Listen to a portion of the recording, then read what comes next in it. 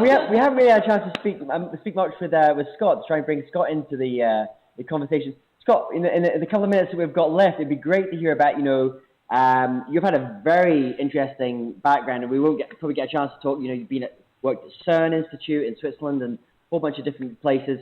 But now with Red Bull, you're kind of leading the charge on a new kind of part.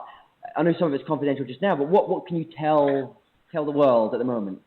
Well, actually, the first part of it's going live, is currently live. It went live last night sneakily, because I haven't quite got the CDN sorted out, but that will be sorted out shortly. There's a thing called 120 Hours in Austin, which is the activation site for the music festival Red Bull's running in March in Austin.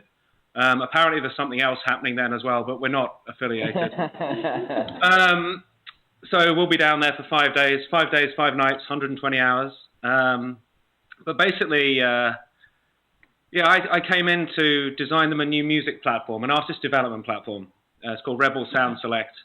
The strapline is just break music. And the idea is to try and build something that brings the fans and the artists closer together and provides a pretty unique database and look on the music world for up-and-coming artists, linking all their social media accounts, tracking all of the data, bringing in everything Red Bull knows about every venue in America and the rest of the world, putting it all together and hopefully bubbling to the surface useful information to help those artists find tours, gigs, give them advice on how they're using Twitter or Pinterest or Instagram or whatever else it might be, show them where their groups are occurring, where they should be paying attention. Fans have, given them, whose tweets have brought them more information, more listens, more views. I guess in a social dashboard, the sort of thing that you would see in a Radiant 6 or whatever else, but specifically designed around the artists themselves and the verticals that they move in. And that's basically being built as a huge API, which we're then layering on all of these other sites, which is what you actually see in the public. The first one of which is this Austin site, but then basically all the sites that get spun up worldwide for Red Bull music events will be a single login for the artist, single login for users, and all of that stuff gets aggregated then together to give, to allow the fans to have an input on the artists' careers and the artists to really appreciate what people are doing and where it's happening. Which is pretty unique and kind of exciting, especially as I think people have tried to do it. I think Red Bull's a unique place that can actually allow it to happen, in that we don't have to justify the spend in quite the same way we would if this was a startup. And we can give artists opportunities which no one else could. Supporting Jane's Addiction at Lollapalooza, appearing on Jimmy Kimmel, whatever else it might be. We can make those things instantaneously happen with a phone call. And have the cash to make, all these events happen. The thing in Austin, which is not what I just said,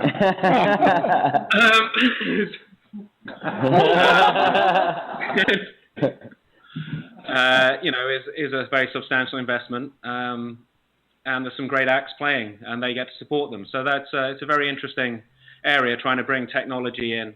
And it's interesting being in a company which has usually done marketing activations where you go to a digital agency, you spin something up, and then it goes away. Immediately the event's done. Now we're actually trying to build products that have a longevity. You're talking about something that will hopefully be around for 5, 10, 15 years, and the cornerstone of all of their music activities, which is a massive mind shift for the entire company, basically, which is interesting in every way and manner you can interpret that word. But I know that you come from a kind of scientific kind of background as well. It's interesting going to a lot of the music companies now that they you go in there and it's full of data analysts, and it's not just all the A&R guys anymore. They're really recognizing, and this has been happening for a number of years now, the importance of data and really getting to understand the customer. CRM, we've just spoken about there as well. But it's interesting with Red Bull, you're not a music company. You think of you as a drink company. What does Red Bull think of itself as? Hold on, I'll just have to check what the official response to that is. Well, so this is, I mean, Red Bull is a drinks. Red Bull is a lifestyle. I believe that's the appropriate response. But in terms of, I mean, it's Red Bull Media House is what's headquartered in Santa Monica, and it's the Red Bull digital arm that's doing this, which all operate as their own effective units in support of, I mean, the drinks itself, or I guess financially you could look at that the other way around as well. But it's, I mean, the company, it's a lifestyle brand, basically. And I think everything they do is about enabling of that brand or enabling people to do things. It's the gives you wings aspect, which I know, James, as well, obviously speaking to you in terms of the educational aspect of this. And if you look at a lot of stuff they do, it is the Music Academy, about finding up-and-coming people, the art stuff that just ran in San Francisco, about finding up-and-coming artists. All about that, finding the Olympics, I mean, Formula One, I guess most of the people there were pretty capable before they gave them the car. But in a lot of things, it is about finding those younger people, talented people, and then giving them wings. I mean, that's the underlining strapline of everything. And when we started out with Sound Select, the strapline was giving artists wings, which, you know, kind of makes sense within the brand and the lifestyle marketing and choice that Red Bull likes to represent itself as. It didn't make a lot of sense when we came to actually trying to build it because no one could explain what it meant. But it certainly served as a good descriptor, as the initial concept of what we were doing. And what's the start? I mean, you've worked in the startup culture up here in the Bay Area, you know, for a number of years. You've been in the UK before that. What's the startup culture and the tech culture like in Los Angeles and maybe specifically Santa Monica? Because it seems like every time I've been there, it seems like there's a bubbling hub of things kind of going on there. Silicon Beach, yeah. Or as I had it pointed out to me, isn't that just a beach? There seems to be a growing number of events in the community happening. It's definitely been nowhere near as hard to attract really good talent as everyone told me it was going to be. I was given the impression when leaving the Bay Area that I was going into a tech. People were kind of like, you'll never find anyone who can program down there. And if they do, they're probably just waiting to be an actor. It's turned out to be pretty untrue. There's a lot of very talented people. There's some pretty interesting companies. I mean, the focus definitely seems to be slightly different. I wouldn't say there's financial stuff going on. There's a retail stuff happening. And there is a lot of technology happening around the studios, obviously. I mean, there's a lot of people working on those marketing, effectively activation sites for every movie, et cetera, and all the tracking in the background, which can be quite big data. Yeah. There isn't the same sheer volume of, I mean, San Francisco and the Bay Area is just an incredible place, right? I mean, in terms of the intensity you feel about technology, the rapidity of which it appears to move, even though from an outside perspective it may not be, but it's just the fact there's kind of 10 of every idea you hear, you suddenly find yourself bumping into 10 people that are doing it. You know, I used to feel like if I slept in one morning, I probably missed a revolution. Like, it's intense and it drags you along with it. And it's in that, if you read that book, Where Good Ideas Come From, it has this concept of the density of people which drives it forwards. And here, there's clearly that density in the movies, right? Every cafe I sit in, I hear someone talk about a movie. Or you happen to see someone famous, or you sit, I mean, it's just the way it is. In the same way as if you're sat in the Creamery in San Francisco, or wherever, you know, anywhere else, everybody's talking about technology. Everyone's sparking about the same thing. And it's that density of things that creates that innovative environment and keeps it moving forwards. So it's fundamentally a very different place. It is warmer, and the beach is better. And I can surf here without dying, unlike Ocean Beach. So there's significant differences. It was worth buying a convertible.